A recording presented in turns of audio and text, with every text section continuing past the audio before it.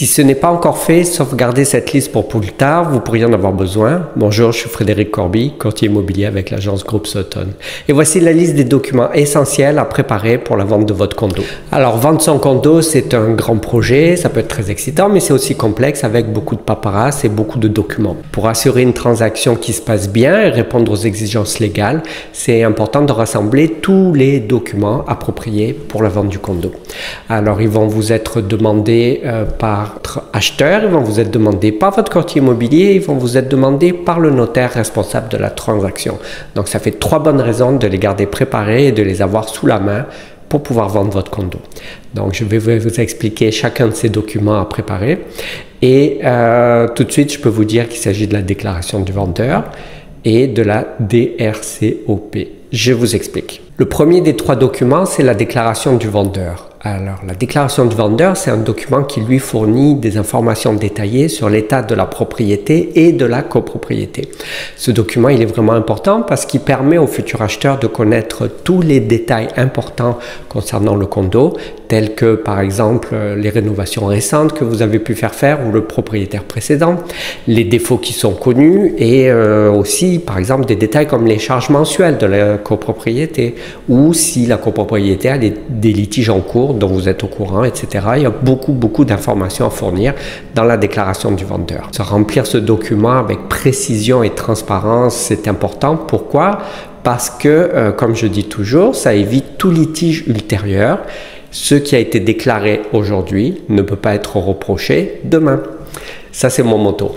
Je vous invite aussi à regarder la vidéo sur la déclaration du vendeur qui, pour tout type de propriété, elle est beaucoup plus détaillée. Le deuxième document à préparer, c'est la DRCOP ou DRCOP, c'est l'acronyme de demande de renseignement au syndicat de copropriété. Une DRCOP, c'est un formulaire standard préparé par l'OACIQ qui est utilisé pour obtenir toutes les informations pertinentes et importantes sur la copropriété auprès du syndicat. Alors ce formulaire, lui, comprend une variété de questions et qui porte sur la gestion financière, sur les règlements de la copropriété, sur les travaux en cours ou qui sont prévus, ainsi que s'il y a des litiges, s'il y a des poursuites, s'il y a un problème avec les assurances ou des charges spéciales qui ont été votées ou qui sont sur le point d'être votées. Ces informations sont très importantes parce que l'acheteur, lui, il a besoin de prendre la bonne décision pour l'achat de votre condo et pour toutes les parties, c'est vraiment important d'éviter toutes les surprises. Ce n'est pas un document obligatoire, mais lorsque je représente des clients acheteurs ou des clients vendeurs, je demande à ce que le document soit préparé par transparence et afin d'offrir plus de garanties. Et le troisième document ou la série de documents, ce sont les comptes rendus d'assemblée générale annuelle. Alors les comptes rendus d'assemblée, eux, ils fournissent un aperçu précieux de la gestion et de la santé financière de la copropriété et bien sûr avec le bilan financier. Ce sont lors des réunions les budgets qui ont été approuvés, les projets de rénovation ou de maintenance, les changements au règlement de la copropriété et etc. Ça n'en finit plus. C'est important d'examiner ces documents et ces comptes rendus parce que ça permet à l'acheteur de mieux comprendre le fonctionnement de la copropriété puis d'évaluer la stabilité financière. Peut-être que par exemple il n'y a plus d'argent dans le fonds de réserve mais qu'il y avait une somme importante qui a été utilisée pour des rénovations récentes. Ça peut expliquer. Habituellement, on demande à voir les 2 ou 3 dernières années.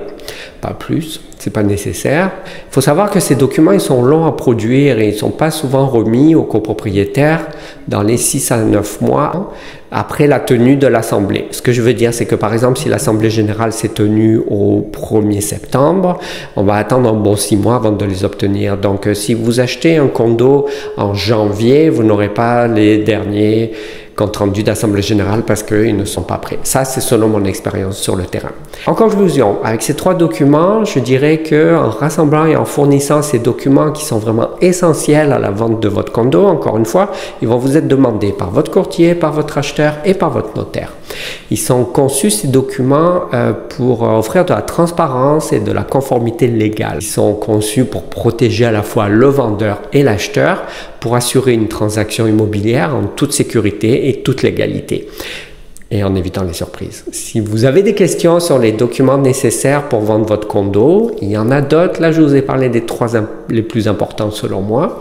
Ou si vous avez besoin d'aide pour naviguer dans le processus de vente, appelez-moi, contactez-moi et bénéficiez de mon expérience dans le domaine. Je pourrais vous donner des conseils professionnels et ensemble, en respectant les exigences légales et en fournissant toutes les informations nécessaires à votre acheteur, vous pouvez faciliter le processus de vente de votre condo et garantir une transaction réussie pour toutes les parties impliquées, acheteurs et vendeurs. Encore une fois, je suis Frédéric Corby, courtier immobilier avec l'agence Groupe Sutton. Si vous avez trouvé cette vidéo pertinente, s'il vous plaît, cliquez sur like, c'est pour l'algorithme.